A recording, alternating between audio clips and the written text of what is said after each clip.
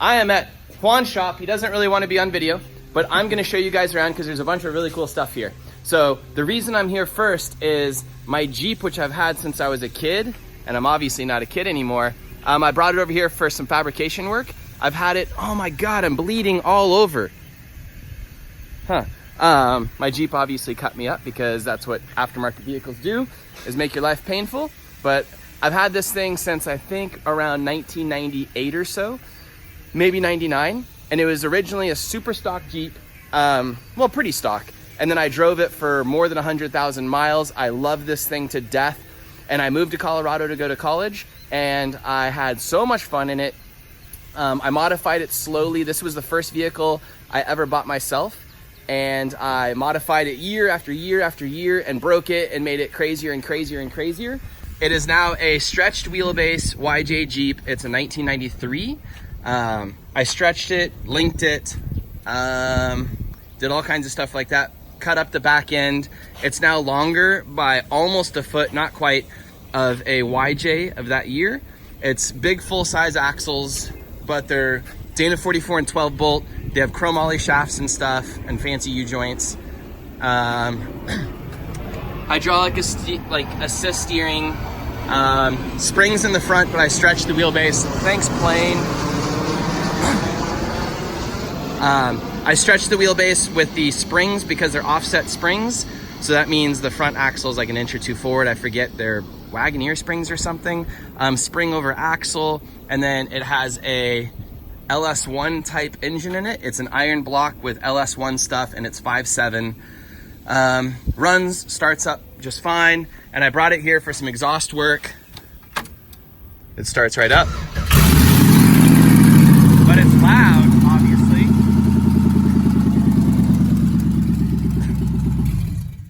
It originally had the inline six in it, and I actually didn't even need more power or anything because the thing is so limited by how fast you actually want to drive it because of the big tires and all that stuff. So I brought it over here, and I just wanted to show you around the shop. Oh, I should show you this Jeep for another 10 seconds. There you go. Engine swap. All right. And it's been sitting outside forever. I need new seats and stuff. Hint, NRG, fuel cell, fancy roll cage. Been sitting outside, so everything's rusty. I need to repaint it all. Look, if everybody from the internet knows, I got a tailgate. Someone stole my tailgate the other day off my truck. Let's show you out here for a second. So they have all these cool Landcruisers, which we're gonna show you, but they just buy weird, wacky stuff. They had a really cool Unimog, like off-road rock crawler, and they have another Unimog, like utility truck back here that they're gonna build into something. But they have a little bit of money from a customer, it looks like, or something, and he just buys rad stuff. They have some parts, Landcruisers out here. They have some very odd, unique vehicles. Like that is an Isuzu Trooper getting a solid axle swap up front. And there is some drift stuff here, so it's not all off-roady stuff. That thing. And I was here one day picking up a Nissan 240SX differential, and that's where I found this place. The owner contacted me and showed me he had a diff. I came over, I bought it, and I was like, oh my God, I love Landcruiser so much. This thing is so cool. This is a G500 that's lifted. If you know anything about these things, which I really don't, they have a V8 in them, which is a pretty simple looking V8 that looks and runs pretty well. It has a suspension that looks just like an FJ80 Landcruiser, which is really cool. The thing is so cool looking. So I don't typically like G-Wagons at all because they're just like 20-inch wheels, wannabe baller mobiles. But this thing is an off-road vehicle, and it looks like it would be a really comfortable overlanding vehicle. So it's leather interior, super nice. I like the headliner. It's like some like tweed looking thing, or I don't know, but it's cool looking. Really, really nice Mercedes smell, which could be bad or good. But it just looks really comfortable to be in for long periods of time. It would suck to sink this thing underwater and make a mess of it, but it feels really well built for an off-road vehicle. Oh, if you're an off-road person as well, if you don't know anything about these things, it's obviously four-wheel drive, but it comes with locking differentials front and rear. So it actually would be fairly capable off-road with solid axles front and rear, lockers, decent tires. This one does have a lift, has a bunch of roof racky stuff. So this isn't a rock crawler or anything. This is just a fun adventure rig. Has a cool toolbox setup and everything, so you can take tons of gear. I love it. It's really cool. And it's in really good shape. I would feel really bad like ripping this thing up off-road. But it would be really cool to take the family around and not be in a Jeep like mine.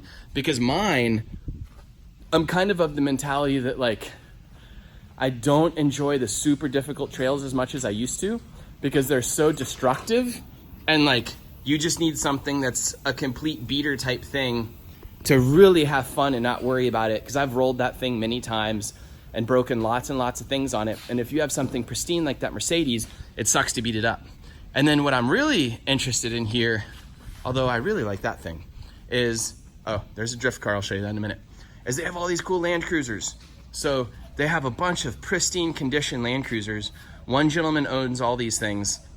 They're all kind of built identically. So it looks like he has a preferred style that he likes. So they all have this exact same bull guard, same winch setup, kind of similar light setup and stuff. Similar style where they're all really nice paint, stock interiors, some rock sliders and stuff, and nice wheels and cool tires. They do seem to kind of all have a slightly different tire setup, but they're just so clean. And if you know anything about Landcruisers, you can kind of buy these things, and as long as you don't destroy them, get all your money back out of them and enjoy them for years. So I've owned about 9 Landcruisers like this, FJs, and I think every one of them, except maybe one, I came out on top financially and had a blast with them. Some of them I even just parked in Colorado for years. I put dents in them. I had tons of fun with them. I bought them when I could with factory lockers and stuff, and they were fantastic. But this thing is so much cleaner than most of the ones I had. Super nice interior, super nice everything. This thing would be so comfortable to drive to Colorado and back, go off-roading and camping with your friends or family for a week, and then come back. And the thing should not break. You should be able to drive 1,000 miles, you know, in a day without too much of a problem, which is about the distance from here to Colorado to where I typically go. And I typically do that in about a day.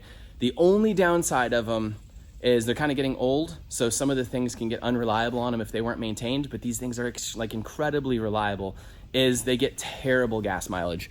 So one like that probably gets anywhere from 10 to 14, probably in the 10 to 12 range.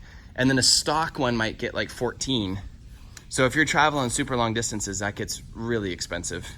But they're cheap to insure, they're cheap to maintain, they're fantastic vehicles. I think all of them have lockers. 1 or 2 of them might have ARBs, and the rest are all electric lockers. So that's kind of just the gist of this video, is just showing you some cool stuff that I found.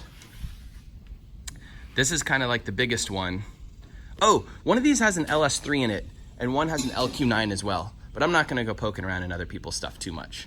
They have this cute little 4-wheel drive Carry with mud tires on it, which is hilarious. And then they do have some drift cars. So this is a 240SX S14, and somebody's putting a V8 in it, which is an LS1. And then it has a cool Nismo power brace. Let's look at this one. This one is a JZ car over here. It's funny, I can't ever tell if our audience is gonna like something like that more or something like this more, but I'll show this real quick. I'm doing this left-handed. Everything's weird left-handed. Man, those stock hoods are heavy on S13s. It's funny because a S13 hood is like triple the weight of a 350Z hood. This has a big turbo 2JZ, I assume with an R154 behind it.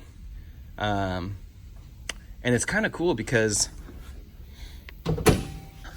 it's like in a super stock body for the most part, and it's not over the top in your face style like a lot of our cars are. So you could drive this around on the street and no one would really know what it is, except it has aftermarket wheels and like these hood vents and stuff. You'd be kind of incognito. And then this thing is built for some long distance race somewhere. Let's lift the hood. Just because it's already open, you can see I don't know anything about this engine. I assume it's a 302, but I don't actually know.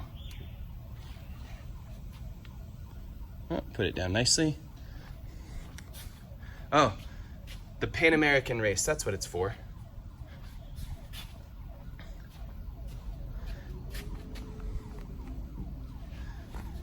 Fancy. There's a button on the steering wheel.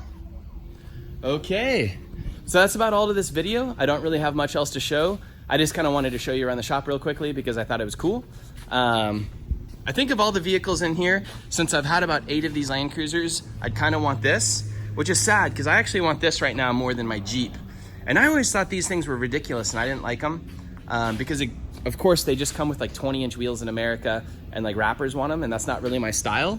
But this thing looks like it'd be really fun to go to Moab with or something, or go camping in Colorado for a few days. So I like it and it's super cool. Is there anything else cool? I showed all the cars basically. Well, besides the Unimogs, I mean... Oh yeah, he has a Unimog. Yeah, the Unimog, just not here, it's in Utah at the moment. Yeah. But yeah, I have Unimogs and a couple other off-roaders, Deuce and a Half and so on, I guess. Yeah. Crane. There's a crane out there, you guys seen? Yeah, the crane's super cool. Yeah. I want to drive. They said they drove it to lunch one day, which is hilarious. Oh yeah. Okay. Everything here needs to go to lunch. We can't take it to lunch. It's not done yet. Doesn't work right. Maybe my Jeep can go to lunch one day. So there we go. If you've seen all my off-roading videos and stuff, I'll probably go off-roading with this summer if they're done. He says he'll be done within a month, which would be nice. It'll have exhaust, some suspension stuff corrected, and then I'll take it back and I'll put new seats in it and paint a bunch of stuff and get it going again. It already runs and everything, so it shouldn't be too bad. Okay, thank you. Bye, everybody.